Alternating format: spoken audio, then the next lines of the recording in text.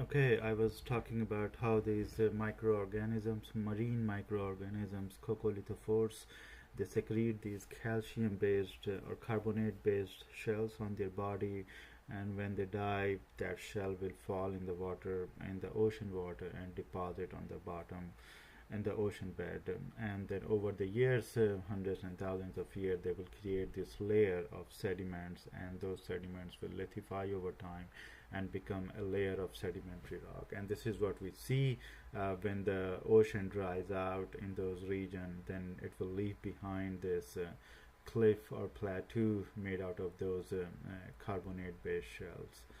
So this is an example of going from very small micro scale to a very large hundreds and thousands of meters of scales of plateau of sedimentary rock. And then another example of sedimentary rock based on composition is silica or quartz. These, as I said earlier, these silica or quartz are very stable chemical compound, and they do not weather very easily. Even over a long period of time, they maintain their chemical characteristics. They do not degrade, they do not weather over the time. And when these silica they combine together and they make these sediments or sedimentary rock called shirt. These are light in colored and they are very fine sediments. So one is carbonate based sedimentary rocks, those are called calcite, and then another one which is silica based, those are called quartz. And then there is a sulfate based, so there is this carbonate group CO3, then SO4 which is a sulfate group. It makes another kind of sedimentary rock, and those are called as gypsum. And these gypsum is formed due to the precipitation of chemical species that are found in water. So as we said earlier, like here, these chemical species like calcium, sulfate, they are all dissolved in the water, and when the right chemical condition appears, they will combine together and they will make gypsum precipitate, right? And when the gypsum precipitates out in the water, they will make these small nodules of sediments. They will combine together over the years and they will make these gypsum rocks. The gypsum rock is very common construction material. They are very commonly used as a construction material in the plaster of Paris. Halite is another type of sedimentary rock that are also called as evaporites. So what happens in the marine environment, since we know that marine environment has this salty water, and over the year as this ocean starts to dry up, and we have seen and we will learn more in the future that how there were multiple different oceans across our planet, and how some of them have dried up. The level of ocean fluctuate, it goes and down, up and down over the course of millions of years. And that is how when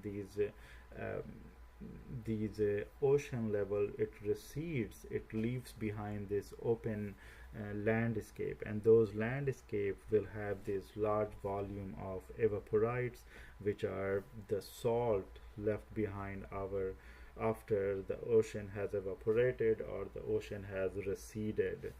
So those evaporites are called as halite, and one very common example is salt, something that we use every day in our daily life. And these are also fine to coarse crystalline mineral compounds. So halite is an example of an evaporite that forms after the evaporation of water from an ocean. And this is most commonly found in the Bay Area. So Bay Area is where the ocean water meets with fresh water, and when the ocean water recedes in level, so Bay Area is the first one which will be left behind with this large volume of evaporites, which are which are just common salt or rock salt, which will be left behind.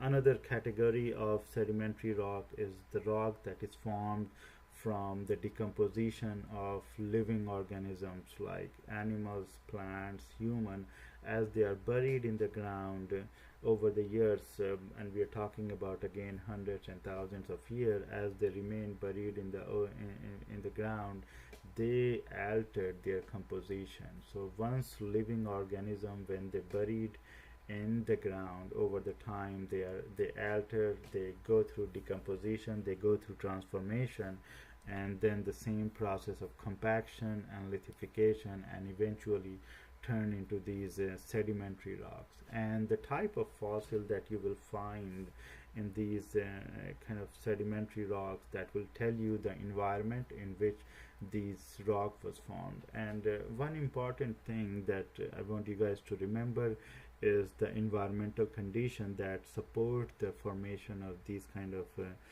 coal-based sedimentary rocks. So these sedimentary rocks that are formed after long period of decomposition of living matter, those are called as coal. And coal comes in different categories. So I think I have this here. So here you have these different categories of coal. This is a figure from your textbook. This is, once again, this is a smart figure, figure 2.26 in your textbook, page 65. So again, in the caption of this figure, there is a Google link that you can go online and type this link, and an animated video will appear that will explain about this figure. So one thing I will quickly go over this, how this transformation occurs. So peat is the most earliest form of decomposed living matters, like oil, like humans, animals, or plant. When they are buried in the ground, they first transform into peat. That is also called as partially altered plant material. So one important thing that I want you guys to remember is the environmental condition that supports this transformation. This is not going to happen in every environmental condition, but there are some special conditions which are generally found in swamps. Swamps are those muddy water environment where you have this large amount of soil, and then those soil material is saturated in water, and there is not enough oxygen to support a complete decomposition of these living material like plant or animals or human. Those are not allowed to be completely oxidized or decomposed with excess of oxygen. So swamp is a natural environment where there is not plenty of oxygen available to support complete decomposition of this living material, and that's what make this transformation of these living material into these different categories of coal. The earliest one is peat, and when it goes through compaction and longer period of decomposition, it will convert into lignite. Further compaction will transform it into bituminous coal, and even longer decomposition and compaction will lead to the formation of this much pure rock called as anthracite coal. So during this stages of transformation, this coal gets rid of the impurity, and it becomes more and more pure in its composition. It will become more and more carbon based, so it will have much more purity over these years of compaction and lithification that will remove the impurity, other chemical compound from this rock, and then it will leave behind a much more pure rock, which is called as a pure coal. So also the energy that we get output, calorie output from these different category of rock also increases as we go from peat to lignite to bituminous to anthracite. So anthracite is the most efficient form of coal. So when you burn anthracite, it will produce much more calorie in energy compared to any other of these type of coal rock that you will get from sedimentary rocks. So sedimentary rocks, so these are the classification. I think we covered, yes, everything here. Earlier we saw the two major categories, detrital and chemical and biochemical origin that can lead to formation of these sedimentary rocks. So let's quickly look at this process of lithification. So it has two distinct processes, compaction and cementation. Here you can see these are the loosely held sediments in a wet environment, and over the time they are compacted, and they are kind of, when they are compacted, they will start arranging themselves in layers. Right, so here you can see these loosely held sediments are now acquiring a layered structure, and as they go through more overburden pressure, because over the year more and more sediment will accumulate on top of this, and that will increase the overburden pressure, and that will increase the compaction of these sediments into this layer.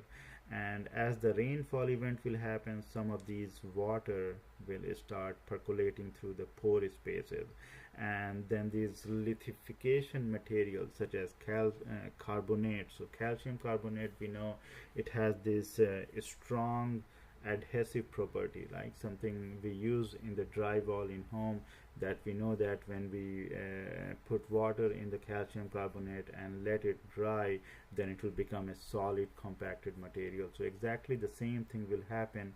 The carbonate based elements or compounds will starts to bond together as the water flows through them, because water provides that medium in which a chemical reaction can occur, and that will allow the calcification or lithification process, and that will start to bond these loosely held sediments. So first the compaction, followed by the rainfall event that will bring in this water, that will trigger this calcification process, and that will allow the lithification of these loosely held sediments, and then finally they will become a solid monolithic structure called as a rock. So this is a whole schematic about lithification, including these two processes, compaction and cementation. So these are the examples of chemical sedimentary rock: coquina, chalk, travertine. These are inorganic limestone that forms in caves. So this is the one example I will talk about here, travertine.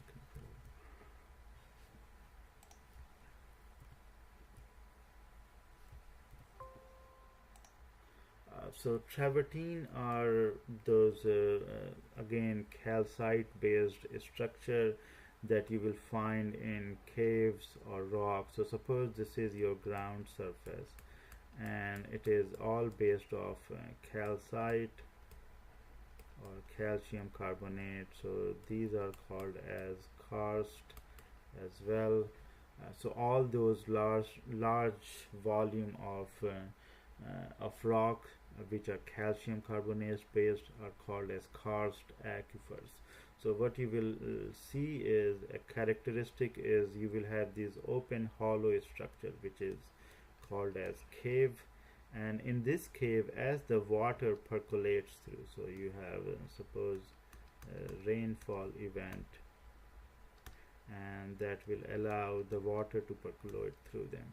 So as this water, and remember that rainwater has CO2 dissolved in it, right? So it is rainwater which is H2O and CO2 dissolved in it, and that will trigger this reaction called carbonic acid, and this will further break into acid H plus to H plus CO3 2 negative.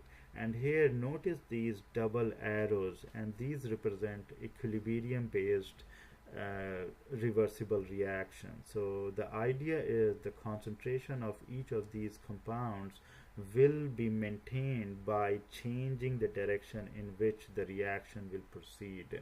So the concentration remains must be in equilibrium. So what happens here when this water this percolating down, as this water is falling through this ground, it will escape, this carbon dioxide will escape here, right, from this water. So this CO2, as it escape, it will reverse the direction of reaction. So now it will start going from this forward direction, and now it will start moving in this reverse direction. And what that will do is that will start forming this calcium carbonate here. So there is a calcium also deposited here.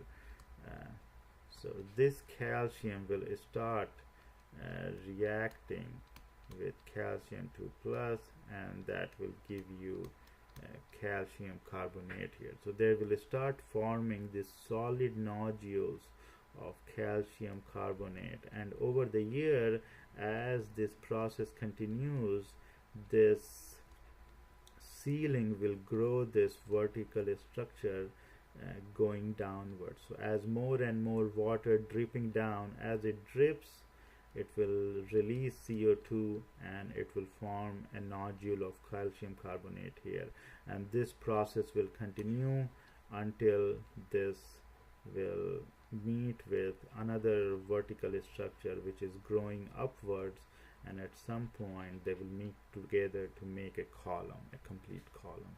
So we will see more in detail about this in the next chapter, but for now just know that it will form this calcium carbonate based rock called travertine. Chert, flint, jasper, and agate, these are quartz based sedimentary rocks. Salt and gypsum, those are evaporite deposits in the marine environment. Coal consists mostly of organic matter. So this is an interesting question. We discussed this earlier. That what environment do you think coquina is deposited in? So if you find coquina as a sediment in certain location, then that should tell you that this location used to be a marine environment, because these shells can only come from those marine microorganisms who used to live in that marine environment, and the shell from their body were deposited on the bottom of the ocean. And after years and years later, this layer of sediment was generated, and that is what is left behind as a fossil or sedimentary rock over the years. So that is what you can tell, that it was used to be a marine environment or an ocean used to be there. So I think this is all about sedimentary rock.